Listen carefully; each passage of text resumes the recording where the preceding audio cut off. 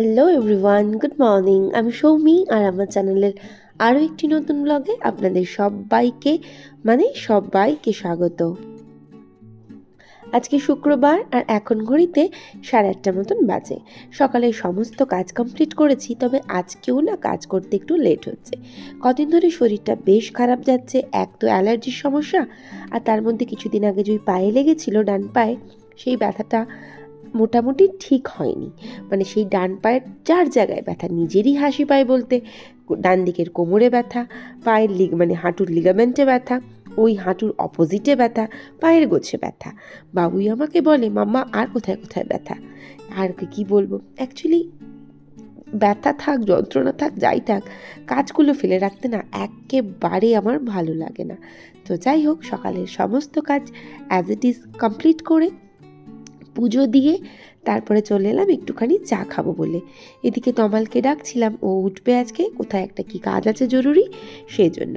তো তমাল উঠলো না, আর আমি তাই নিজেই 1 কাপ চা নিয়ে বসে গেলাম খেতে।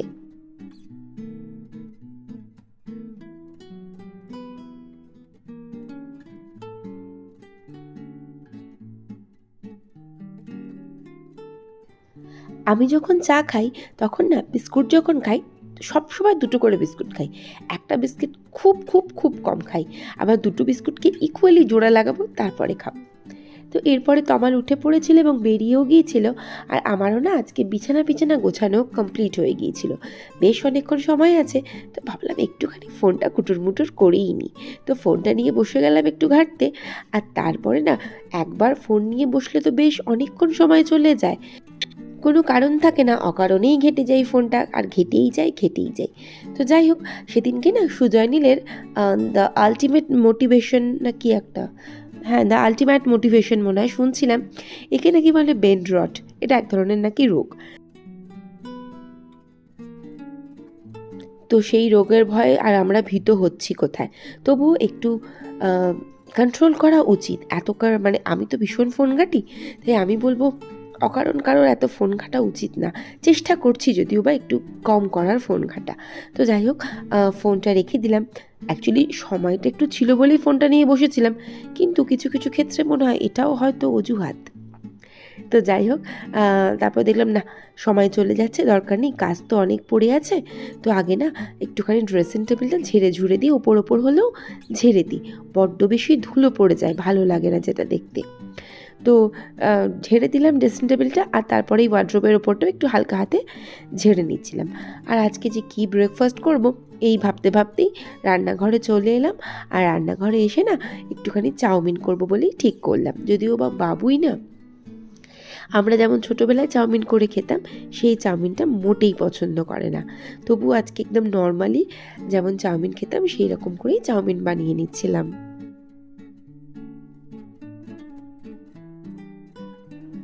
তো এরপরে ব্রেকফাস্টটা একদম কমপ্লিট করে নিয়ে আমি না চলে এলাম কিছু, কালকের তমাল বাজারে গিয়েছিল না, সেই বাজারের জিনিসপত্রগুলো, আনাজপাতিগুলো সব ধুয়ে রেখেছিলাম, কিন্তু কালকে আর তুলিনি।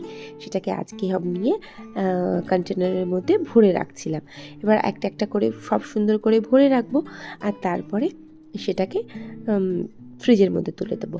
আসলে আমি সব সময়তেই বলি, যত শরীর খারাপই হোক, কাজগুলো পরিপাটি করে না করলে না, আমার মনে হয় আমার সংসারের লক্ষ্মীশ্রী ঠিকঠাক থাকছে না। এটাকে প্যাকেটস্থ না করে বা কন্টেনারে না ভরে অমনি ফ্রিজের মধ্যে ভরে দিলাম, বা না ধুয়ে আমি তো তুলতেই পারবো না, আমার দ্বারা হইবই না এই কাজগুলো।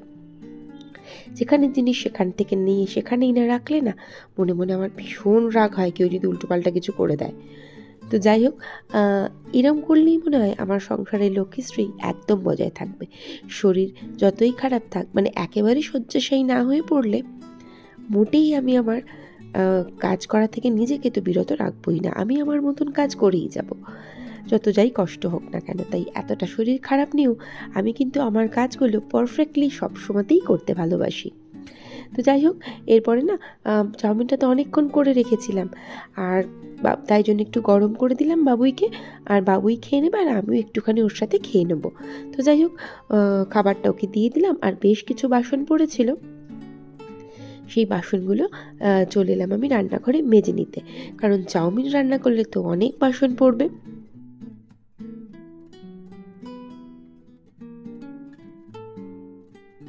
তো সময় বেশ অনেকটাই পেরিয়ে যাচ্ছিল, আর এবার তো রান্না বসাতে হবে। তবে সময়ের কথা বলতে একটা কথা মনে পড়ে গেল। ইন্ডিয়ান ব্লগার শিবানী বলেছেন যে দিদিভাই না বন্ধু কিছু একটা বলেছে। ও বলেছে যে সময় বার করে তো সময়ের ভিডিওই দেখা উচিত। একদমই তাই। যদি সময় থাকে তবেই মানে ভিডিওতে হাত দেওয়া উচিত, বা শরীর যদি পারমিট করে তবেই ভিডিওতে হাত দেওয়া উচিত। আমার মনে হয় এটা পার্সোনালি। নাহলে ভিডিওটা চালিয়ে দিয়ে পুরো সময় দিতে পারলাম না, এটা একটু অস্বস্তিকর ব্যাপার হয়ে যায়। আর এদিকে না পায়েল না, অমিতা নাগ, ও আমাকে বলেছে যে গ্যাস জোর দিয়ে চা বসালে তো চা পড়ে যাবেই। একদমই তাই, তুমি ঠিকই বলেছো। যদি আমার বর এই কমেন্টটা দেখে না, বলবে দেখো লোকেও তোমাকে বলছে, তার মানে তুমি গ্যাস জোর দিয়ে রান্না করো। যাই হোক, থ্যাংক ইউ গো দুজনকেই, অনেক থ্যাংক ইউ এত সুন্দর সুন্দর কমেন্ট করার জন্য। প্লিজ পাশে থেকো। Thank you once again. তো এরপরে রান্নাটা বসিয়ে দিয়েছিলাম। রান্না বলতে আজকে একটু শাক ভাজা করবো, লাল শাক ভাজা। আর তমাল না কদিন ধরে শুধু লাল শাকই আনছে। আমি বললাম যে একটু পুঁই শাক তো আনতে পারো, বা একটু কলমি শাক। তমাল বলল যে না পিঙ্কি, বাজারে তো কলমি শাক নেই, আর পুঁই শাকের পাতাগুলো অতিরিক্ত বড়। ঠিক আছে, যদি পাই পরের দিন নিয়ে আসবো। যদিও বা আজকের লাল শাকটা কিন্তু খারাপ ছিল না, বেশ ভালোই ছিল। তো লাল শাকটা বসিয়ে দিয়ে এরপরে না ডিমের ডালনা করবো ভেবেছিলাম, তো ডিমের ডালনাটাও বসিয়ে দিলাম। অ্যাকচুয়ালি না রান্না করতে ভালোই লাগছিল না আজকে আমার, তো কোনো রকমের রান্নাটা করে নিচ্ছিলাম আর কি।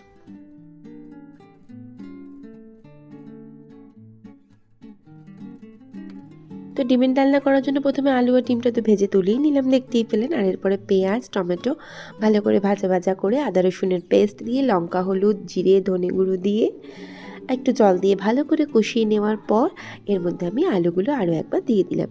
তারপর খুব ভালো করে কষিয়ে জল ঢেলে দেবো, তাহলে কিন্তু রান্নাটা একদম হয়ে যাবে। তো এদিকে ডিমের ডালনাটা বসিয়ে দিয়েছিলাম, আর ভাতটাও হয়ে গিয়েছিল। আর আজকে না আমি ভাতে দিয়েছিলাম ঢ্যাঁড়স, আর ঢ্যাঁড়স সেদ্ধ দিয়ে ভাত খেতে তো আমার সেই লাগে। তো যাই হোক, রান্না মোটামুটি হয়েই গিয়েছিল, তো ভাতটাও উপর দিয়ে নিলাম। আর এরপরে হচ্ছে গ্যাস ওভেন কাউন্টার টপ রান্নাঘর ভালো করে পরিষ্কার পরিচ্ছন্ন করে নেওয়া। রান্নাবান্না করার পরে ভালো করে সাবান দিয়ে না পরিষ্কার করলেই তো নয়, তো সেই জন্য খুব ভালো করে রান্নাঘরটা আমি পরিষ্কার করে নিচ্ছিলাম। আর যা যা বাসনপত্র পড়েছিল মোটামুটি সবই মেজে নিয়েছিলাম। আর তো সেরকম কিছু কাজ নেই।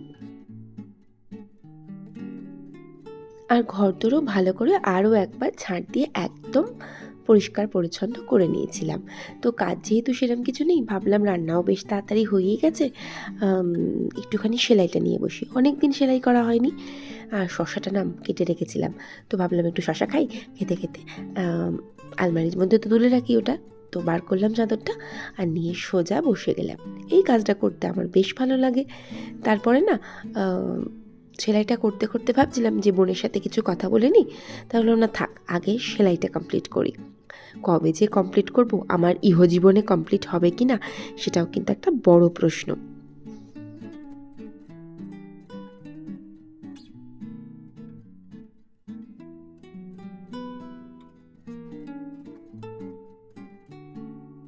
তো এরপর বাবুই আমাকে এসে বলে গেল, মামা ভাত বাড়ুন, খিদে পেয়েছে, খেয়ে নেবো। আর ও পড়ছিল, যেহেতু ওকে আর বিরক্ত করিনি, আমি চলে এসেছিলাম এই ঘরে। তো উঠে পড়লাম, উঠে রান্নাঘরে গিয়ে ভাত বেড়ে নিচ্ছিলাম, আর মা বেটা দুজনে বসে গেলাম খেতে।